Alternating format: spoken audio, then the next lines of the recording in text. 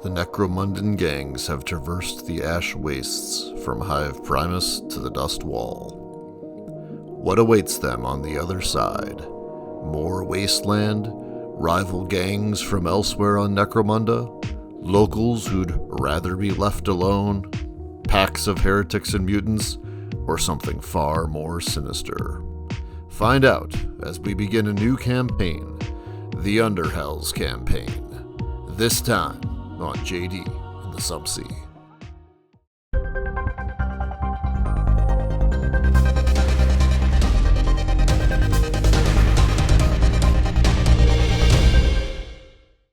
Welcome back to JD in the Subsea. I'm Jay, and today I'm talking about the Underhells campaign from the Book of Desolation.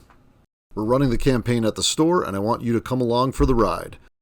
And if you like Necromunda, miniature wargaming, painting, hobbying, campaigns, tactics, all sorts of things like that, then make sure you bust out your Warhammer and smash that like button. Smash that subscribe button.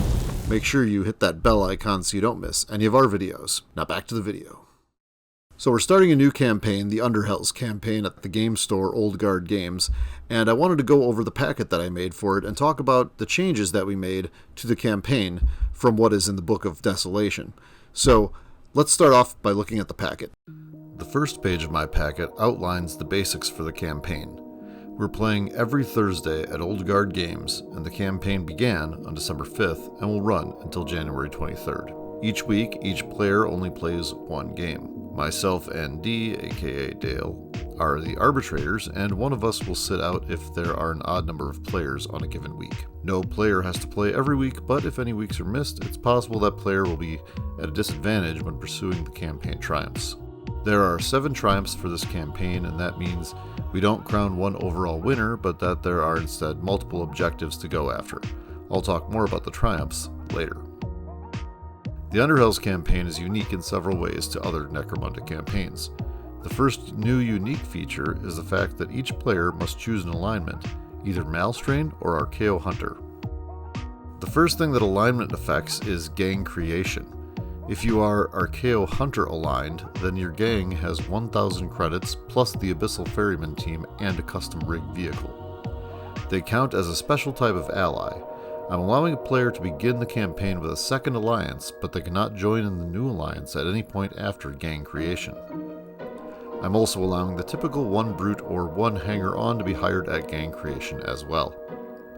I will not be going through all the details of the Abyssal Ferryman teams or the custom rigs in this video. The Malstrain Allegiance means your gang construction is again 1,000 credits, plus an additional 400 which can be used for vehicles, crew, and mounts. The Allegiance also allows the Malstrain aligned gang to add a +1 or a -1 to the roll for generating roaming horrors.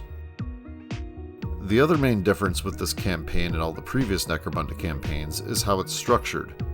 This campaign is the first with 2 downtimes.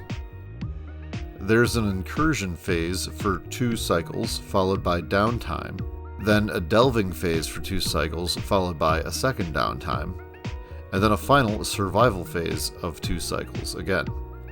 Each cycle is 1 week in my version of this campaign. More on this later. Each phase has a Madness, Desolation, and Darkness level. As the campaign progresses, these levels adjust the morale of the gangs, the difficulty of accessing new equipment, and the visibility levels, all based on alignment. As the campaign progresses, things get progressively worse for the Archaeo Hunters and progressively easier for the Malstrain aligned gangs.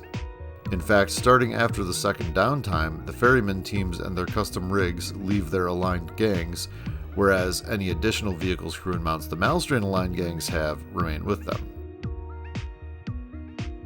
Issuing and accepting challenges is based on gang rating after the first week. The player with the lowest rated gang issues the first challenge, and then the challenges are continued, rising up the gang ratings until everyone has a game.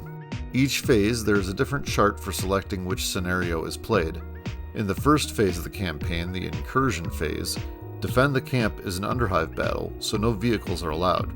The zone exploration scenario is an ash waste battle, so vehicles and mounts are allowed. The escape the zone is a rolling road scenario, so again vehicles and mounts are allowed. In the second phase, only the escape the zone scenario is the same. Lost in the Ruins is an Ash Waste battle, and Trophy Hunt is an Underhive battle. In the final phase, all 3 scenarios are played in the Underhive, so no vehicles or mounts are allowed in any of the scenarios. The gangs have finally reached Hive Secundus. Each cycle, each player rolls on a table to select the territory they have arrived at, abandoning the territory they had from the previous cycle. So the overall feel of this campaign is one where the gangs are progressing from one location to another, and the environment and types of games they are playing evolves as well. Exploration points are used for a variety of things to give the players more agency within the campaign.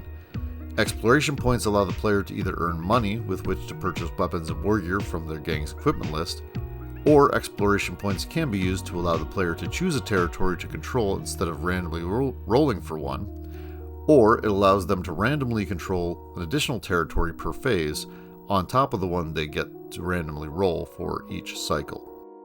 Exploration points, along with tactics cards and ferryman enclaves, gives the players the ability to manipulate their experience during the campaign and influence the path their gang takes from the Dust Wall to Hive Secundus. The 2 downtimes are handled essentially like other campaigns' downtimes, except that Juvies and Prospects advance to champion status after 3 advancements instead of 5. The triumphs we are fighting over in this campaign are most data crystals harvested, most exploration points, most Malstrain Genestealer kills, highest reputation, highest winning percentage, and then the most wins for each faction. Some things I didn't mention in this packet are how we're doing tactics cards. Each player makes a deck of 12 cards that are legal for their gang to take, and then each game picks 2 of them to play with regardless of what the scenario says. Once a tactic is used, it cannot be used again during the campaign unless they go through all of them. Then they can rebuild the deck with the original cards.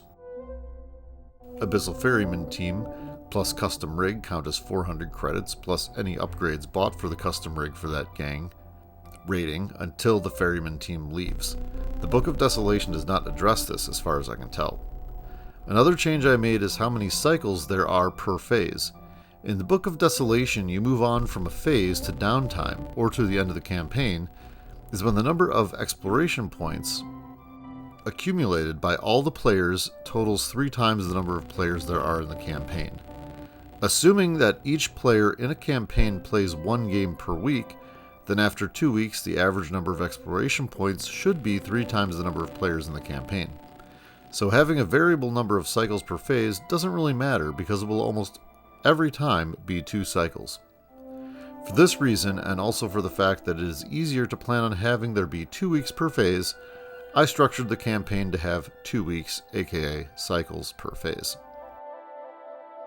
Adding the Data Crystal Hoarder Triumph was basically the last change that I made.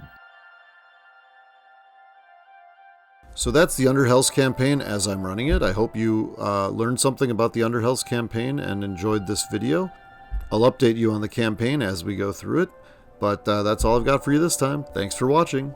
Please like and subscribe.